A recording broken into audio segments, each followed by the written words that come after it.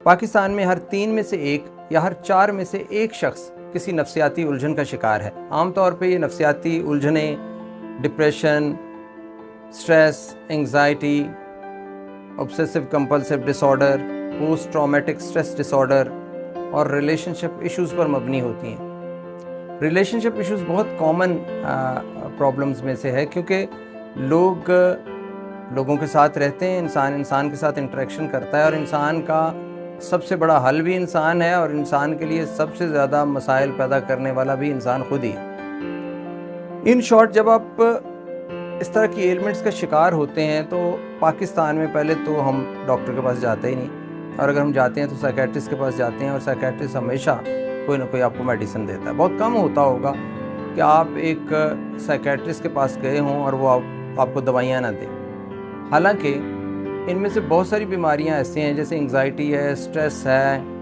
Relationship issues हैं या depression है, जिनकी वाज़ेह अलामात के साथ साथ वाज़ेह वो फैक्टर्स भी मौजूद हैं जिनकी वजह से ये बीमारियां हो रही हैं। या आप वर्क प्लेस पे हैं, वहाँ पे कोई हरासमेंट है, ये एक मसला भी है।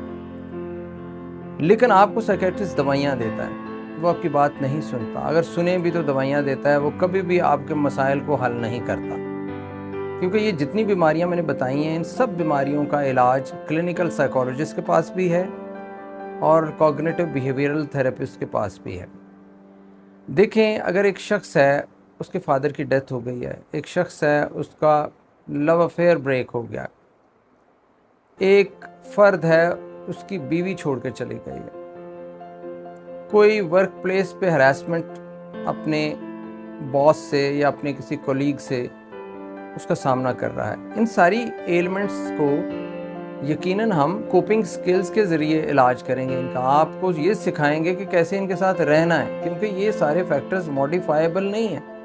मैनी टाइम्स ये फैक्टर्स मॉडिफाइबल नहीं है और मैनी टाइम्स आपकी ज़िंदगी में होने वाले बहुत सारे वाक़यात इर्रिवर्सिबल हैं। जैसे कि डाइवोर्स हो गई है, इर्रिवर्सिबल है। कोई एंटी डिप्रेसेंट दवाई, कोई नींद की गोली आपकी बीवी को वापस लेकर नहीं आएगी, डाइवोर्स को अंडू नहीं करेगी। इसी तरह आपका कोई फाइनेंशियल लॉस है, कोई दवाई आपको उसमें से बाहर नहीं निकालेगी। इट डजंट मीन कि दवाइयाँ कभी नहीं लेनी होती। बहुत एक्यूट कंडीशंस होती हैं, वो भी तब होती हैं जब आपने बर वक्त क्लिनिकल साइकोलॉजिस्ट को नहीं दिखाया होता, या आपने अपने किसी दोस्त से बात नहीं की होती, या आपने घर में अपने जो इमोशनल रिजर्व्स होते हैं आपके, जिन पे आपने इन्वेस्ट किया होता है, आपके दोस्त, आपके माँ बाप, बहन भाई, आपने उनसे भी बात नहीं की होती।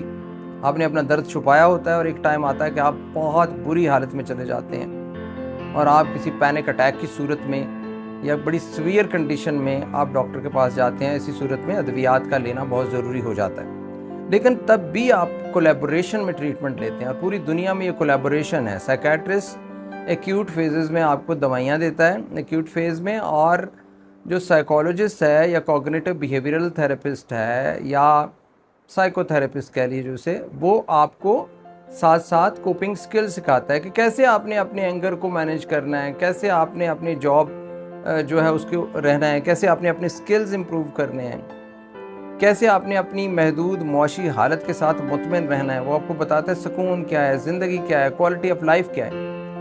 इसके लिए साइकेट्रिस्ट के पास टाइम नहीं होता। आमतौर पे उसकी एजुकेशन में भी ये बातें चीज़ें शामिल नहीं होती, लेकिन अगर हों भी तो उसके पास वक्त नहीं होता।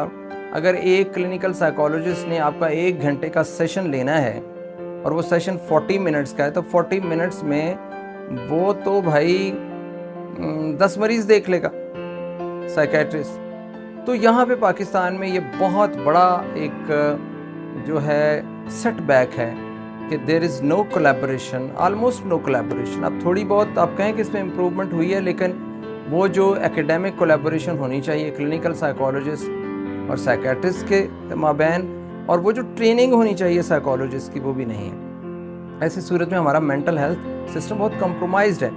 आम लोगों को बताने की ज़रूरत है कि ये मसाइल जो डेली रूटीन के मसाइल हैं आपके, जो आम लोगों के मसाइल हैं, स्ट्रेस, एंग्जाइटी, डिप्रेशन, इन सब का gold standard treatment clinical psychologist के पास होता है। और cognitive behavioural therapy gold standard है इन सब के लिए, फोबियाज़ के लिए, स्ट्रेस के लिए, एंग्जाइटी के लिए और डिप्रेशन के लिए, इवन के मेजर डिप्रेसिव इलनेस के लिए।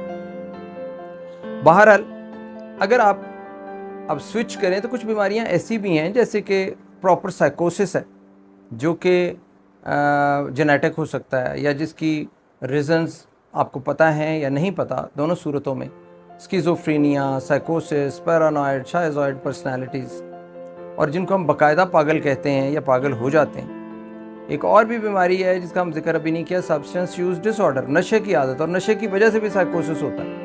जब आप नशा कम कर देते हैं, उसका इलाज करवा लेते हैं, तो साइकोसिस की ट्रीटमेंट भी ऑटोमेटिकली शुरू हो जाती है और उसमें भी एंटीसाइकोटिक ड्रग्स देते हैं। इन शॉर्ट, आपको अपनी आम बीमारियों, स्ट्रेस, परेशानी, इसके साथ साइकेट्रिस्ट के पास नहीं जाना चाहिए, आपको क्लिनिकल साइकोलॉजिस्ट के पास जाना चाहिए, आपको सीबीटी प्रैक्टिशनर के पास जाना चाहिए।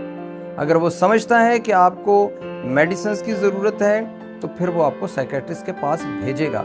नहीं तो जब आप साइकेट्रिस्ट के पास जाते हैं और आप नींद की गोलियां लेनी शुरू कर देते हैं, बिला वजह एंटी डिप्रेसेंट्स लेते हैं, तो फिर आप अक्सर औकात लेते ही रहते हैं। आपने देखा कि हमारे समाज में ऐसे कितने लोग हैं जो मुसलसल अद्वियात का इस्तेमाल करते हैं और वो कभी भी उन्हें छोड़ते नहीं, उनके एडिक्ट हो जाते हैं, साइकेट्रिस्ट के पास जाते रहते हैं, दवाइयाँ चेंज करते रहते हैं, एंटी डिप्रेसेंट्स और स्लीपिंग पिल्स खाते रहते हैं और आहिस्ता आहिस्ता उनकी डोज बढ़ाते रहते हैं और फिर उन्हें उसकी आदत बन जाती है, हैबिचुअल हो जाते हैं। और उससे क्या नुकसान होता है, हर दवाई आपके लिवर से गुजरती है और आपका पूरी बॉडी उस पर डिपेंड करना शुरू कर देती है। जैसे आप नशा करते हैं, आप इन दवाइयों का भी नशा शुरू कर देते हैं। इसे खुदा के लिए इससे निकलिए, इससे बचिए और आप शुरू में क्लिनिकल साइकोलॉजिस्ट के पास जाएं, सीबीटी प्रैक्टिशनर के पास जाएं और उसके मशवरे पे अमल करें।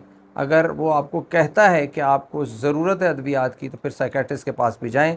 अदरवाइज़ अपनी ये आम जो एलिमेंट्स हैं जिनका मैंने जिक्र किया, डिप्रेशन, एंग्जाइटी, स्ट्रेस, परेशानी, ये इसलिए भी साइकोलॉजिस्ट के पास जाएं कि वो आपको सिखाएगा कि आपने इन प्रिवेलिंग कंडीशंस के साथ रहना कैसे है। लेकिन साइकेट्रिस्ट तो आपको सिर्फ दवाई देगा और आमतौर पे वो बात नहीं सुनेगा, तो उसकी तरबियत भी नहीं होती और अगर हो भी तो उसके पास वक्त ही नहीं है। सो साइकेट्रिस्ट को भी एथिकली चाहिए कि वो कोलैबोरेट करें और साइकोलॉजिस्ट के तरफ भेजें।